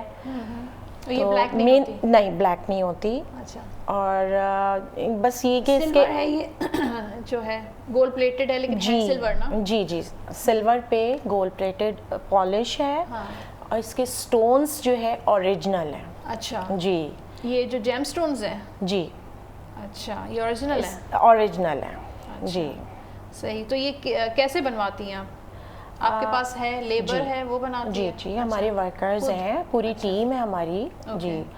मैं आपसे यही कह रही हूँ, जब मेक टू ऑर्डर हमारा ये काम होता है, हमें ऑर्डर पे आप बिलीव करें कि इतनी जल्दी हमारा स्टॉक जो है ना क्लियर हो जाता तो है। ये सैंपल्स आपके पास होते हैं या ऑर्डर करते हैं, क्लाइंट्स बताते हैं? ऑर्डर करते हैं जी। ये वाला जी, डिज़ाइन जी, चाहिए, बिल्कुल। तो कॉपी हो गया ना, किसी की कॉपी करते हो? नहीं, हम रिपीट नहीं करते। अच्छा। नहीं, हम रिपीट नहीं करते हैं।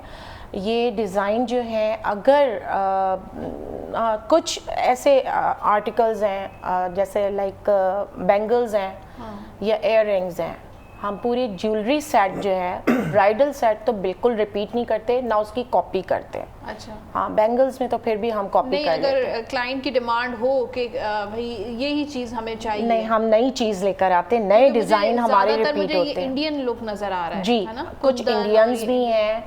जी जी जी। कुछ इटालियन लुक है। और इटालियन कौन सा है इसमें? ये जो हमने ये वाला जो है, ये कुछ आप ये समझे वो मुगलिया स्टाइल में। हाँ, जो तो वही इंडियन ही हो गया ना? नहीं, हाँ, लेकिन इसके स्टोन्स जो हैं, स्टोन आप देख रही हैं, ये हमारी इटालियन है। अच्छा। ज्वेलरी सही। लाइफ टाइम गारंटी है। स्टोन जो है, इसकी शाइन हाँ। ज़रा बराबर भी जो है ना ख़राब नहीं होगी। इसकी पॉलिश की गारंटी है।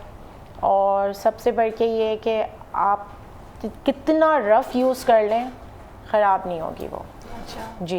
यानी कि वो कहते हैं ना कि पानी का इस्तेमाल नहीं होना चाहिए, बस या परफ्यूम से का- बचाना चाहिए। परफ्यूम से। जी जी। परफ्यूम से तो ओरिजिनल सोना भी काला पड़ जाता है। हाँ हाँ जी। कॉलर है हमारे नहीं, पास, ओरिजिनल नहीं कम से काला पड़ता। अगर वाकई ओरिजिनल होता है तो फिर मैं अपना दिखा देता हूँ ओके, किसी को। ओरिजिनल। जी, अस्सलाम वालेकुम, गुड मॉर्निंग, के रहे कॉल थे? अस्सलाम वालेकुम। वालेकुम अस्सलाम जी। अदा छा नालो है तव्हांजो? अल्लाह का शुक्र है, फरहान बात कर रहा हूँ कराची से। जी ये हकीम रजा भाई साहब से बात करना चाह रहा था। जी जी, बात करें। जी जी, अस्सलाम वालेकुम। वालेकुम अस्सलाम। रजा साहब, फरहान बात कर रहा था। मुझे 2 सवाल आपसे करने थे। जी जी। एक तो ये कि ना मेरे साथ एक प्रॉब्लम ये है कि अगर खाना खाने में या नाश्ते में अगर थोड़ा सा मैं देर कर दूं तो एसिडिटी की एक प्रॉब्लम हो जाती है। ठीक है। अच्छा, उस एसिडिटी की वजह से ना मेरे गले में तकलीफ शुरू हो जाती है। जैसे अगर मैं हाँ, वो एसिडिटी तेजाबियत गले में महसूस होती है। हाँ, तो वो उससे जो है ना मुझे बोलने में भी तकलीफ होती है। जी जी। तो मैं चाहता कि कोई ऐसी को आप मुझे बता दें या मैं आपकी क्लिनिक पे आ जाऊँ और कंप्लीट जो है ना आप मुझे चेकअप करके ना वो दवा उसकी सजेस्ट करते हैं। जी जी, मैं इसके हवाले से आपको बता भी देता हूँ। इसके अलावा आप गूगल पे, यूट्यूब पे या फेसबुक पे सर्च करेंगे हकीम रज़ा इलाही, तो उसमें भी इस हवाले से काफ़ी सारी रेसिपीज़ हैं, लेकिन मैं अभी आपको और लोगों के लिए हवाले से भी बता देता हूँ। अभी वैसे बता देंगे तो ये और लोगों जी को जी उससे फायदा हो जाएगा। जी जी, मैं बता देता हूँ। जी, आप ऐसा करें कि एक तो जो तली हुई चीज़ें हैं, गर्म चीज़ें हैं, हाई प्रोटीन वाली चीज़ें हैं, जैसे अंडा है, अंडे को बॉयल करके खा लें, लेकिन फ्राई करके नहीं खाएं। और दूसरा ये कि ज़्यादा जो मीठी चीज़ें हैं उनका इस्तेमाल ना करें। ये अमराज़ मैदा जो है हमारे यहाँ काफ़ी सारे हैं मसले इसके मैदे के, और इसमें एक अमूमन 40 mg 20 mg फार्मूले हैं 2-3, वो चलते रहते हैं। कुछ साशे हैं जो कि पानी में डाल के पिए जाते हैं, जिनसे तेज़ाबियत ख़त्म हो जाती है, लेकिन वो आर्जी हल है, फौरी नहीं है। बेहतरीन हल इसका ये है कि जी आप लौकी ले लें, जैसे हम कद्दू कहते हैं। लौकी लेके आप उसको जो है उसका जूस निकाल लें, पानी निकाल लें, 2-4 चम्मच 5 चम्मच जितना भी निकाल लें, उसमें थोड़ा सा दूध मिला के ये सुबह खाली पेट भी है, तो इससे आपका H पाइलोरी अगर है तो वो भी आहिस्ता आहिस्ता ख़त्म होना शुरू हो जाएगा। और H पाइलोरी के साथ अमूमन एंजाइटी की कैफियत होती है, डिप्रेशन की होती है, वो भी ठीक होना शुरू हो जाएगी। नुस्खा आप नोट कर लें जी, बही दाना ले लें आप 30 ग्राम, मुलट्ठी ले लें 30 ग्राम, सौंफ ले लें 30 ग्राम। इन तीनों चीज़ों को आप पीस के अच्छी तरह से बारीक करके रख लें। इसका 1 चाय का चम्मच सुबह शाम खाली पेट इस्तेमाल करें, 20 दिन तक करें, इंशाअल्लाह ताला ठीक हो जाएंगे। ज़बरदस्त। तो यानी कि कद्दू का जूस जो है वो अलग पीना है, और ये जो आपका नुस्खा है ये दोनों मैंने बता दिए। हाँ। कद्दू का जो जूस है वो H पाइलोरी एक मर्ज़ होता है मैदे का, उसमें उसके लिए बेस्ट है, बेहतरीन चीज़।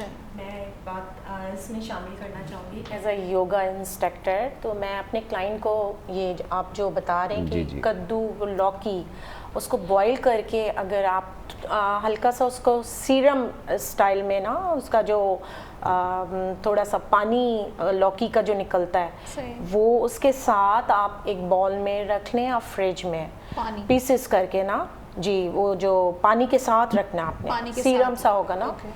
उसके बाद आपने निहार मुँह जो फास्टिंग में आपने 2 पीस, मतलब छोटे छोटे पीस आपने करने और वो खा लेने। अच्छा। आप बिलीव करें इतना मुझे फ़र्क पड़ा है, और जो मेरे क्लाइंट हैं उनको भी इतना फ़र्क पड़ा है इससे। बहुत अच्छी चीज़ है। स्पेशली प्रेगनेंसी में बहुत एसिडिटी हो जाती है ख़वातीन को, वैसे भी बड़ी हो जाती ये कोविड जो आया हुआ है। जी, एक और कॉलर है हमारे साथ, बोल रहे थे उसको। हेलो, अस्सलाम वालेकुम। जी अस्सलाम वालेकुम सजाद भाई। वालेकुम अस्सलाम। जी खैरियत से आप? मैं काफ़ी बेहतर हूँ अल्हम्दुलिल्लाह। जी बहुत अच्छा शो है आपका, और 6 सितंबर का तो शो बेहतरीन था आपका जी। बहुत शुक्रिया, थैंक यू सो मच। आप अपना तारुफ करवाएं। जी मैं हुमैरा बात कर रही हूँ, और आपने ये अच्छा किया है कि उर्दू में शो करना स्टार्ट कर दिया है, तो हमें समझ आ जाती है। जी, आपने पहले भी बात की थी साहिवाल से। जी, अब मैं अभी क्या कहते हैं हकीम साहब आए हुए, इनसे 1-2 चीजें मालूम करना चाह रही थी। ये गले में खराश हो, टॉन्सिल्स हो, उसके लिए कुछ बता दीजिए, और बलगम वाली खांसी हो तो उसके लिए कुछ बता दीजिए। जरूर, खुद को हो और अगर घर वालों में से किसी को हो तो भी हम बता देंगे आपको। और टेस्ट जरूर करवा लीजिएगा अगर खांसी वाकई है। Thank you very much, thank you so much, और आपका बहुत शुक्रिया। आप साहिवाल से हमें कॉल करती हैं और वहाँ देखती हैं हमारा प्रोग्राम। हमारी भी कोशिश होती है, लैंग्वेज बैरियर्स नहीं होते हमारे प्रोग्राम में, किसी भी ज़बान से ताल्लुक़ रखते हों, कोई भी हो, हम सबकी रेस्पेक्ट करते हैं और दिल से करते हैं, सिर्फ यहाँ से नहीं करते, यहाँ से दिल से करते हैं। और सब हम आपस में ही हैं, एक ही हैं, कोई फ़र्क नहीं है। लेकिन हर ज़बान का अपना अपना मतलब कल्चर है, रेस्पेक्ट है, उसका अपना अपना भरम है, उसको भी कायम रखना चाहिए। तो क्या जवाब देंगे? जी जी जी, अच्छा ये पहले भी होता था गले की खराश, नज़ला, ज़ुकाम, ये अब का जो 2 साल से हो रहा है ना, ये तो ये ऐसा हो रहा है कि जिसको हो रहा है वो तो हो ही रहा है, जिसको हो रहा है उसको तो हो ही रहा है, दूसरों को उसे देख देख के कुछ कुछ हो रहा है। किसी शॉप में चले जाओ, कहीं चल कोई खांस रहा है बंदा, बिल्कुल ही ऐसे हो जाता है बंदा के यार हाँ क्यों खांस रहा है, क्यों खांस रहा है, इसको छींक आ गई, जरा सी भी कफ हो जाए तो। ये पहले भी होता था, मौसम जब बदलते थे, मौसमी तगय्युरात की वजह से ये होता ही रहता था पहले, नॉर्मल चीज समझी जाती थी। लेकिन अब ये चूंकि ज़्यादा हिसास मसला हो गया। अच्छा जी, इसके लिए ये है कि अगर इसमें 2-3 कैफियत होती हैं, जैसे कि डस्ट एलर्जी होती है, बाज़ लोगों को दायमी नज़ला होता है, नज़ला गिरता रहता है, और बाज़ लोगों को नज़ला जब गिरता है तो फिर कच्ची खांसी होती है, वो बलगम खारिज नहीं हो पाती, ये पूरा जो आपका ENT निज़ाम है वो मुतासिर हो जाता है। तो उसके हवाले से आप ऐसा करें जी, दालचीनी ले लें 30 ग्राम, और सौंफ ले लें 30 ग्राम, मुलेठी ले लें 30 ग्राम, ये तीनों चीज़ें आप 30-30 ग्राम ले लें, और चाय की पत्ती जो भी जिस ब्रांड की आप इस्तेमाल करते हैं 100 ग्राम वो ले लें। इन तीनों चीज़ों को, चारों चीज़ों को मिक्स करके रख लें। चाय आपने इसकी पीनी है, दिन में 2-3 दफ़ा चाय पिए, और बग़ैर दूध की पिए, कावा बना के पिए तो वो ज़्यादा अच्छी है। दूसरी ये है कि अगर आपको बहुत ज़्यादा छींकें आ रही हों, जिसमें आपको एंटी एलर्जिक लेना पड़े, बहुत सारे लोग हैं वो एंटी एलर्जिक लेते हैं तो छींकें बंद होती हैं, नज़ला बंद होता है, लेकिन होता यूँ है कि फिर उससे गनूदगी की कैफियत भी होना शुरू हो जाती है, और आदत हो जाती है, एडिक्शन हो जाती है। हाँ, आदत भी हो जाती है। तो ऐसे में जो है वो घर में हमारे होता है ना आटा, जिसकी हम रोटी खाते हैं, ये आटा ले लें जी आप, 1.5 कप पानी में डालें, 1 चम्मच 1.5 चम्मच, और इसको बॉयल करें। अगर खशखाश हो तो आप थोड़ी सी इसमें डाल दें, अगर नहीं है तो सिर्फ आटा जो है उसको आप बॉयल करें, 1 कप रह जाए 1.5 कप की जगह, उसके बाद आप उसको छान लें, उसमें मीठा, चीनी वगैरह जो भी है वो मिला के गरम गरम पिए चाय की तरह आटा, इंशाल्लाह। अच्छा। जो है आपका बिल्कुल वो लिक्विड ही बन जाएगा, एक पतला से गाढ़ा सा वो बन जाएगा, और मीठा करके उसको गरम गरम पिए चाय की तरह, और इंशाल्लाह कब ख़त्म नहीं होगा, आपकी एलर्जी ख़त्म हो जाएगी, नज़ला अगर बह रहा है तो वो रुक जाएगा। उसमें शुगर ऐड करनी है, शुगर ऐड करनी है इसमें। अच्छा, हमारे साथ एक छोटे से प्यारे से मेहमान भी हैं जो सिंगर भी हैं और आर्ट क्रिएटिव, बड़े क्रिएटिव हैं और स्केचेस भी बनाते हैं जी। तो कौन कौन से गाने गाते हैं? पाकिस्तानी तराने या मेरी नगमे भी गाता हूँ, क्लासिकल भी गाता हूँ, मगर ज़्यादा से ज़्यादा क्लासिकल गाता हूँ, पॉप बहुत कम है। क्या बात है। क्लासिकल गाते हैं तो आपने सीखा है या? पहले मैं मम्मा से सीखता था, फिर मम्मा ने फिर जो वो उस्ताद लगा के दिया मेरे को। अच्छा, मम्मा भी आपकी सिंगर है?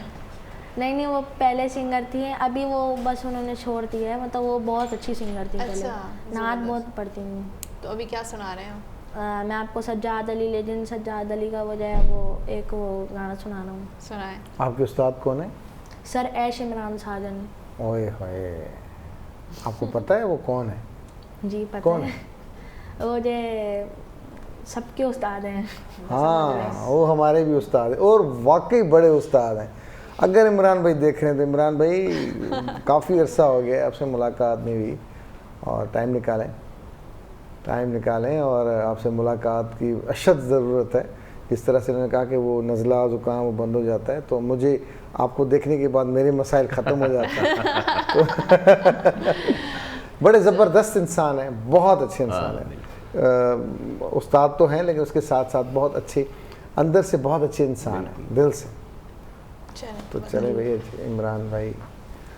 बोलो हैदर कलंदर अली अली, बोलो अली अली, बोलो अली अली, बोलो हैदर कलंदर अली अली, बोलो अली अली, बोलो अली अली, जिससे राजी खुदा,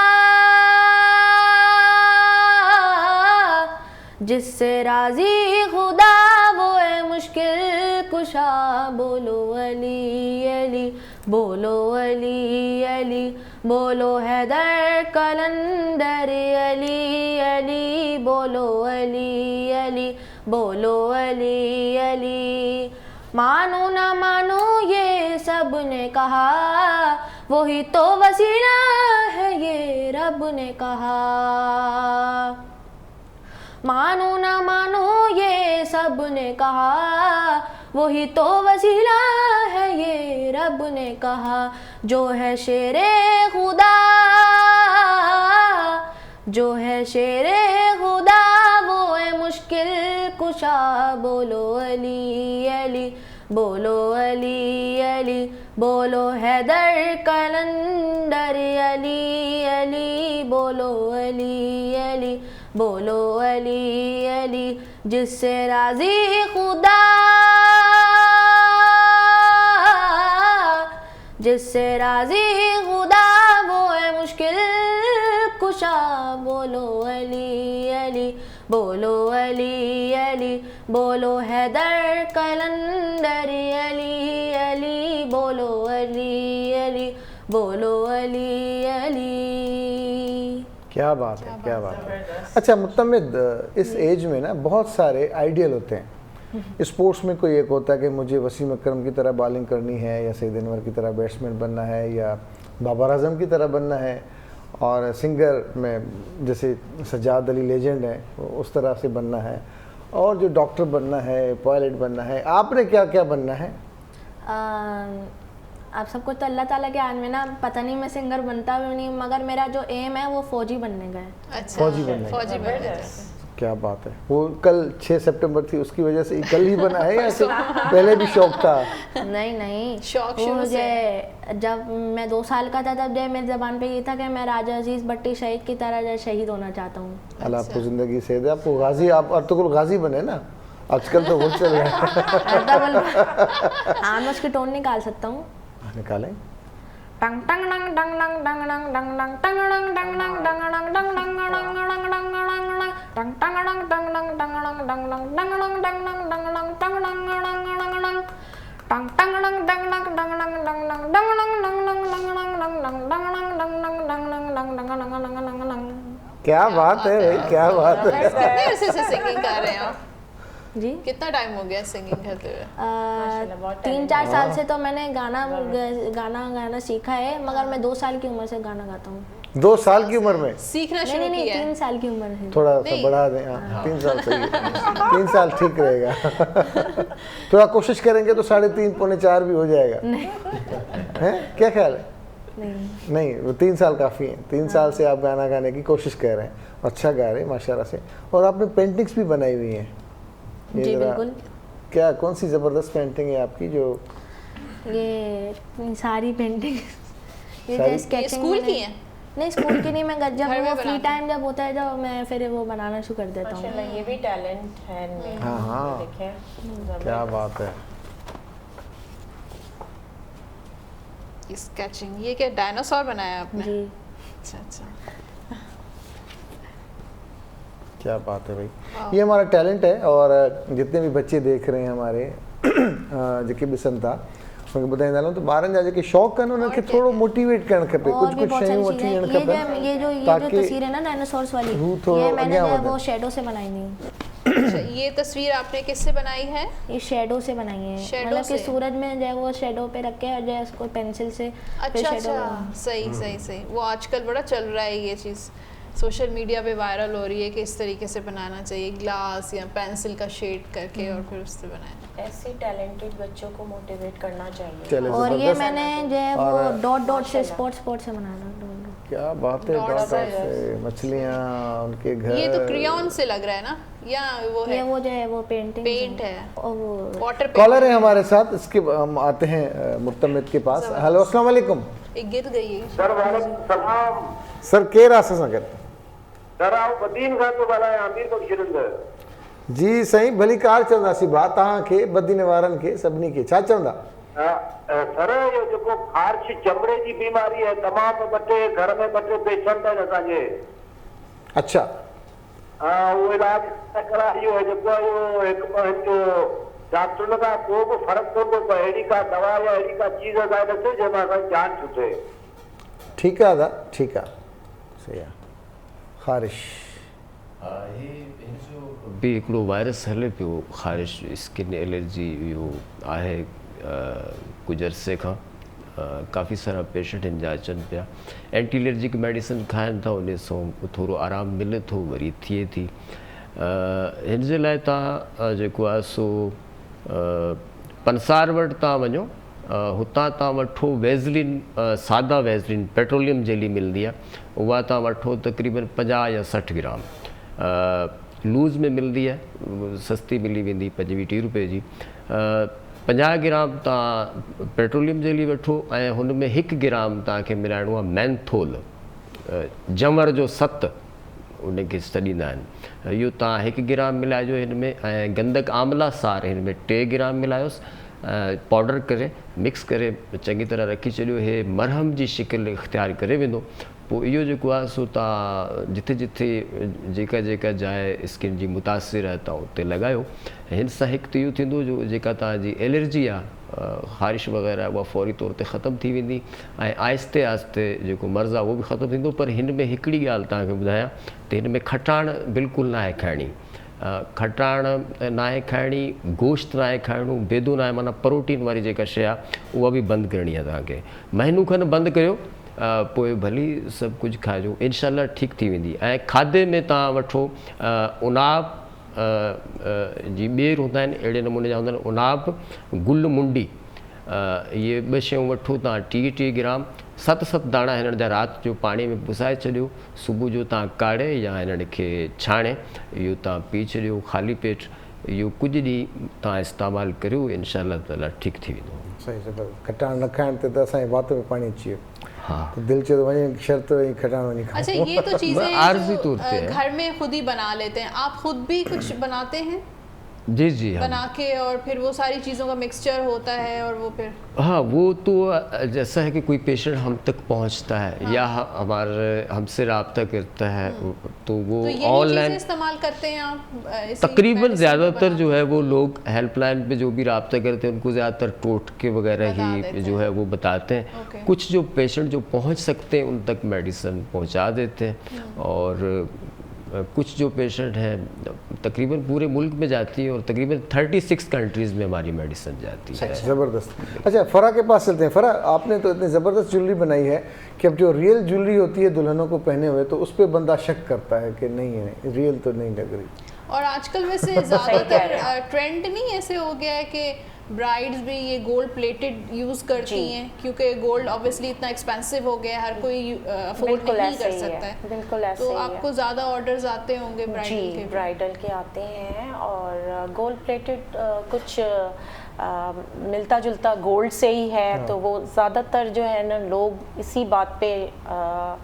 मतलब उनकी चॉइस यही होती है कि हम ब्राइडल सेट गोल्ड प्लेटेड ही लें और जैसे आपने कहा कि गोल्ड तो इतना एक्सपेंसिव हो गया है हर कोई अफोर्ड नहीं कर सकते या फिर टाइम भी ऐसा इतना अजीब सा है यहाँ पे तो गोल्ड पहन के हम बाहर भी नहीं निकल सकते हैं तो स्पेशली ब्राइडल सेट की तो ऑर्डर आते हैं बट मेरे पास जो नेम प्लेट लॉकेट्स होते हैं उनके ऑर्डर बहुत आते हैं अच्छा जी वो ब्लैक नहीं होते सबसे बड़ी बात ये है कि वो ब्लैक नहीं होते और आप एनी टाइम आप उसको पहने रखें नेम प्लेट तो ये होता है ना आप अच्छा तो ब्राइडल जो सेट होता है उसमें कितना टाइम लगता है बनने में ब्राइडल में टाइम लगता है 15 डेज तो हमें चाहिए होते हैं जी समटाइम ऐसा होता है कि कुछ ड्रेस की मैचिंग होती है फिर उसको जो है उसकी थीम देखी जाती है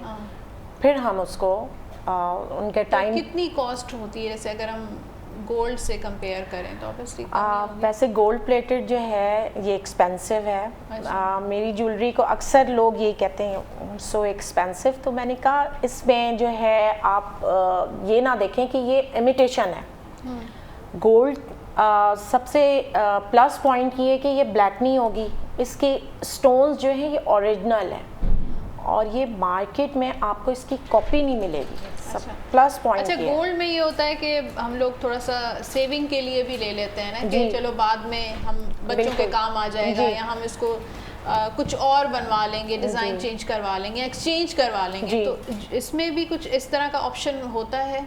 नहीं, ये लाइक इमिटेशन तो इसमें ये ऑप्शन हम देते भी नहीं है खुद। अच्छा। नहीं, तो ये एक्सचेंजेबल नहीं नो होता? नो नो, बिल्कुल। हाँ, ये है कि रिपेयरिंग हो जाती है कि स्टोन, अगर वैसे कोई कंप्लेन नहीं है आज तक।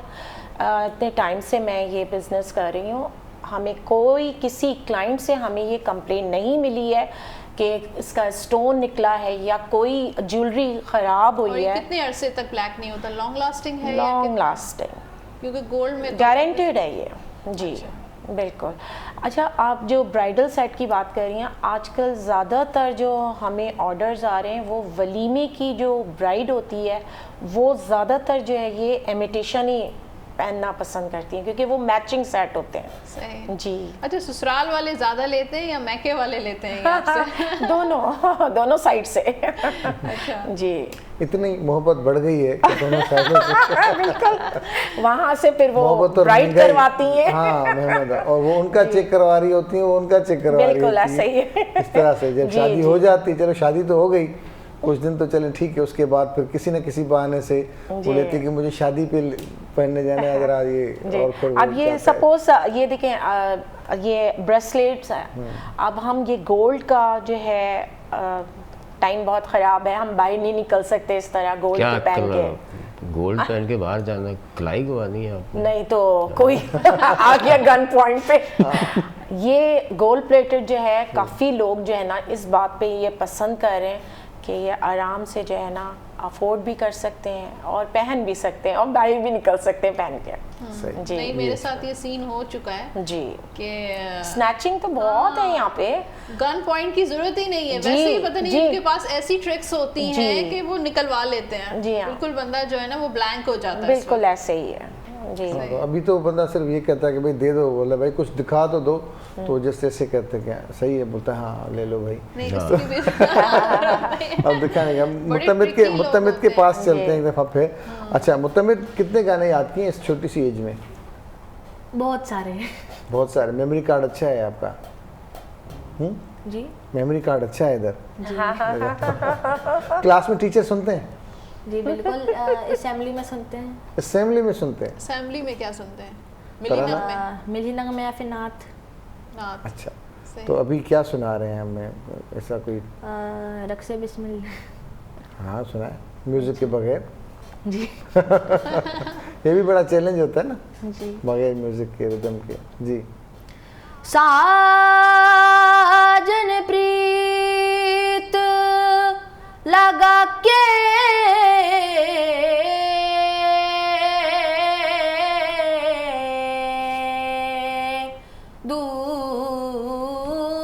दूर देश मत जा, दूर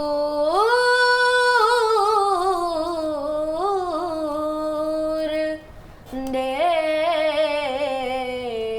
मत जा, बसो हमारी नगरी में, मोहे सुंदर मुख दिखला जा, ओ कदिया मिल सांवल यार वे, ओ कदिया मिल सांवल यार वे, मेरे लूलू चीख पुकार वे, ओ कदिया मिल सांवल यार वे, मेरी जिंदड़ी हुई उदास वे, मेरा सांवल आस ना पास वे, मेरी जिंदड़ी हुई उदास वे, मेरा सांवल आस ना पास वे, मुझे मिलना चार कहार वे, मुझे मिलना चार कहार वे, ओ कदिया मिल सांवल यार वे। मेरा इश्क भी तू, दिलदार भी तू, मेरे अंदर भी मेरे बाहर तू, मेरा जिक्र भी तू, मेरी फिक्र भी तू, मेरी जीत भी तू, मेरी हार भी तू। उस हर जाई की बाहों में और प्यार फरीद की राहों में, उस हर जाई की बाहों में और प्यार फरीद की राहों में। मैं तो बैठी सब कुछ हार वे, मैं तो बैठी सब कुछ हार वे। ओ कदिया मिल सांवल यारी वे, ओ कदिया मिल सांवल यार वे।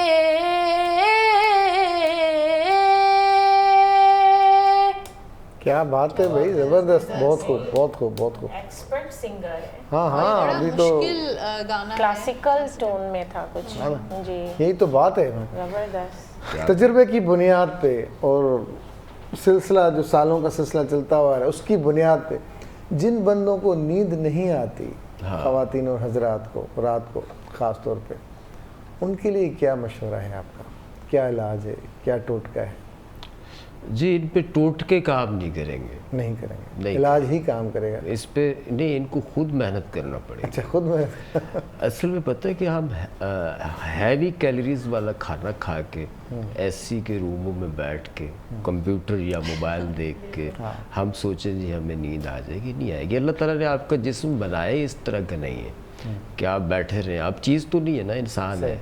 आप हरकत में रहेंगे तो आपके बहुत सारे मामूलात सेट रहेंगे। दुनिया के बेहतरीन जो डॉक्टर्स हैं, जो बेहतरीन स्पेशलिस्ट हैं, वो आपको शुगर का पेशेंट उनके पास चला जाए तो ट्रीटमेंट के साथ क्या बोलेंगे, वॉक ज़रूरी है। कार्डिक के पेशेंट है तो वॉक ज़रूरी है। स्ट्रेस जो है आपका वो कम होता है वॉक करने से। अगर आप नहीं करते तो आपको करनी चाहिए, लेकिन वो मर्ज़ी वाली नहीं, रूटीन वाली वॉक जो सुबह आप करते हैं खाली पेट, वो आपके लिए बहुत ज़रूरी है। आप आधा घंटे की रूटीन से अगर वॉक करते हैं और शाम का खाना खाने से पहले करते हैं तो आपको कुछ ही दिनों में नींद आना जो है वो शुरू हो जाएगी। बाकी रहा कुछ मसला के जैसे लीवर के पेशेंट होते हैं, उनके साथ भी ये प्रॉब्लम होता है। कुछ पेशेंट ऐसे होते हैं जो स्टेरॉइड का इस्तेमाल करते हैं। कुछ ऑटोइम्यून डिजीज़ हैं। ऑटोइम्यून डिजीज़ में एक मजबूरी है कि उसमें स्टेरॉइड दिए जाते हैं। जब स्टेरॉइड, फिर उसके स्टेरॉइड के जो साइड इफ़ेक्ट हैं वो ये है कि आपकी नींद उड़ेगी, जिस्म हैवी होना शुरू होगा, भूख लगेगी, हाँ, और मसल्स जो है आपके वो उनमें स्ट्रेस आएगा, वो सख्ती आएगी। तो उनके लिए जो है वो मैं बता देता हूँ कि आप उसमें ऐसा करें जी, आप सौंफ ले लें 30 ग्राम, खसखस 30 ग्राम और साबुत धनिया जो घर में होता है वो ले लें 30 ग्राम। ये तीनों चीज़ें आप 30-30 ग्राम लेके, और इसमें अगर शुगर नहीं है तो आप ग्लैक्सोज इसमें शामिल कर दें, तकरीबन 90 ग्राम। ग्लैक्सोज? हाँ, ग्लैक्सोज मिल जाता है, आम लूज़ भी मिल जाता है। इसका पाउडर होता है वो आप शामिल कर दें। और अगर आपको ग्लैक्सोज नहीं मिलता तो आप मिश्री या चीनी भी शामिल कर सकते हैं। तो इसका एक चाय का चम्मच सुबह शाम खाएं। ये उन लोगों के लिए जिन्होंने एंटीबायोटिक खाई है, कोई वैक्सीन करवाई है, कोई स्टेरॉइड खा रहे हैं और उसकी वजह से नींद नहीं आ रही, तो ये उन लोगों के लिए वो एक चाय का चम्मच सुबह शाम खाएं तो इससे नींद आएगी। लेकिन वॉक करना बहुत ज़रूरी है। कहते हैं रात को गर्म दूध पीकर सोएं तो उससे भी नींद आती है। हाँ, लेकिन सारा दिन हम अगर ऐसे में बैठे रहेंगे गर्म दूध पीने से क्या होगा? है ना? अच्छा, योगा में भी कुछ ऐसे आसन हैं जिसमें इंसोमिया का है? बिल्कुल है। Yoga as a treatment, physiotherapy है ये बॉडी की। और हम जो नींद पे बात चल रही थी, तो अक्सर मेरे पास ऐसे क्लाइंट आते हैं कि रात में नींद नहीं आती है, बेचैनी है, तो उनकी बॉडी में कोलेस्ट्रॉल की जो है ये ज़्यादा बढ़ जाता है कोलेस्ट्रॉल, जिसकी वजह से उनकी नींद बेचैनी रहती है। तो योगा एक्सरसाइज हम करवाते हैं, साथ में मैं उनको कुछ टिप देती हूँ लाइक जो अभी खैर ये इतने माशाल्लाह हकीम बैठे हुए हैं, अब इनके सामने मैं ड्रिंक होती है कावा जो कहते हैं उसको, अदरक है और दालचीनी का पीस होता है वो जो दालचीनी जी हाँ। वो एक पीस वो ले लें, और अदरक का जो है जिंजर का हाफ पीस लेके वो 2 कप पानी में आपने वो ले लेना है, उसके बाद बॉईल करना है। आप जब हाफ बॉईल हो जाए उसके बाद आपने चाय की जो पत्ती है वो हाफ टी स्पून लेके उसमें ऐड करना है, ठीक है, बस दैट्स इट। इसके बाद आपने जब पका लेना है तो 2 कप से 1 कप रह जाए तो आपने उसको छान के फिर उसमें आप हनी ऐड कर लें, या लेमन सूट करता तो लेमन सूट कर लें। मुझे तो जिंदगी भर नींद ना आए। क्यों? चाय को अगर मैं रात को इस तरह से पीऊं नहीं, चाय की पत्ती वो जब उसमें कन्वर्ट होगी ना जिंजर के साथ तो वो उसकी जो चाय की जो तासीर है वो क्या कहते हैं वो निकल जाएगी फिर। जी चले, बहुत शुक्रिया, बड़ी काम की बातें हुई आज, बड़ा अच्छा, आपकी आवाज़ ज़बरदस्त और आपकी आर्ट माशाल्लाह बहुत बेहतरीन। विश बेस्ट ऑफ लक, और हमारी नेक तमन्नाएं आपके साथ हैं कि आप बड़े होकर और बड़े बड़े आर्टिस्ट बने और बड़े तखलीकार बने और गाजी बने और गाजी वाले फौजी बने इंशाल्लाह, गाजी बनेंगे आप इंशाल्लाह। थैंक यू वेरी मच, आपका भी बहुत शुक्रिया फरहाद, और आपका भी रज़ा भाई बहुत बहुत शुक्रिया। बड़ी काम की बातें ज़बरदस्त, हमारा मकसद यही होता है कि लोगों को ज़्यादा से ज़्यादा काम की बातें बताई जाए जिससे उनको फ़ायदा हो। मैं एक बात और कहना चाहूँगी कि मेरा ज्वेलरी से रिलेटेड पेज है FB पे, फराज कलेक्शन के नाम से, तो उसमें आप सर्च कर सकते हैं। ज़रूर। Thank you very much again and again. जी दोस्तों, असांजो अॼु को प्रोग्राम पुॼाणी ते पहुतो। इंशाअल्लाह ताला सुभाणे थींदी मुलाक़ात। पंहिंजे मेज़बाननि खे ॾींदा इजाज़त, दुआउनि में रखिजो यादि। अल्लाह हाफ़िज़। अल्लाह हाफ़िज़।